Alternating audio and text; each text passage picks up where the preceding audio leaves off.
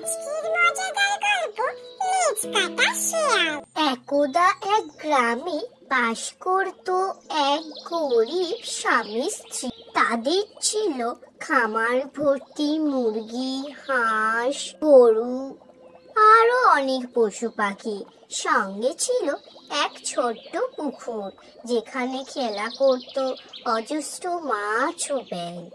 একদিন কি হয়েছে, যখন মুরগিরা তাদের খামার মাঠে বাচ্চাদের নিয়ে খেলা করছিল, হঠাৎ এক শেয়াল এসে হাজির হলো মুরগি চুরির লোভে। সে তখন সেখানে চড়তে থাকা এক মুরগিকে ধরলো।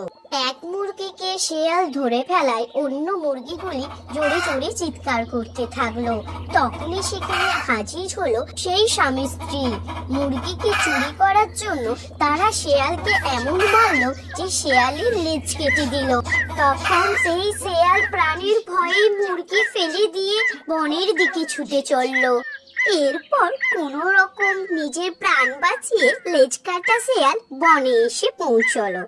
বনের মধ্য দিয়ে হাঁটতে হাঁটতে মনের দুঃখে কাঁদতে কাঁদতে সে ভাবলো, বাবা, এর থেকে তো প্রাণ যাওয়াই ভালো ছিল।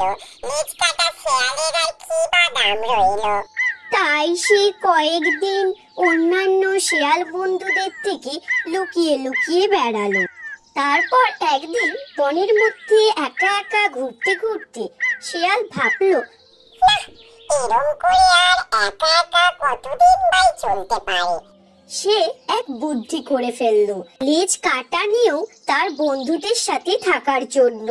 তারপর সে তার বন্ধুদের থাকার জায়গায় গেল, যেখানে সে আগে নিজেও থাকতো, এবং তার কাটা লেজ গাছের গুড়ির পেছনে লুকিয়ে বন্ধুদের বলল, বন্ধুরা, আমি একটা সভা করতে চাই, আর আমি চাই আমার প্রত্যেক বন্ধু আমার সেই সভায় উপস্থিত থাক। লেজ কাটা শেয়ালের কথা শুনে অন্যান্য শেয়ালরা ভাবলো, হ্যাঁ, অবশ্যই যাব। শেয়াল ভাইকে তো অনেকদিন এখানে দেখিনি। মনে হয় ও কোথাও ভালো খাওয়ার দাওয়ারের সন্ধান পেয়েছে, তাই হয়তো আমাদের জানাবে বলে সভা করছে। অবশ্যই যাব শিয়াল ভাইয়া। তারপর এলো সবার দিন। সবাই হাজির হলো। লেজ কাটা শেয়াল বলল, ভাই সব, তোমরা সবাই আমার মতো লেজ কেটে ফেলো। কাটা লেজ থাকলে শরীরে দেহের অনেক ভার কমে যাবে। তাতে তোমাদের চলতে ফিরতে শিকার করতে অনেক সুবিধা হবে। দেখবে তখন তোমাদেরকে কি অপূর্ব লাগবে। লেজ কাটা শেয়ালের এইসব ভুলভাল কথা শুনে লেজ কাটা শেয়ালের বন্ধুদের মধ্যে একজন রেগে গিয়ে বলল, তোমার লেজ কাটা গেছে তাই তুমি কাটা লেজের এত প্রশংসা করছো। তোমার যদি আজ লেজ থাকতো, তুমি কি এটা বলতে পারতে? এ কথা শুনে অন্যান্য শেয়ালরা বলল,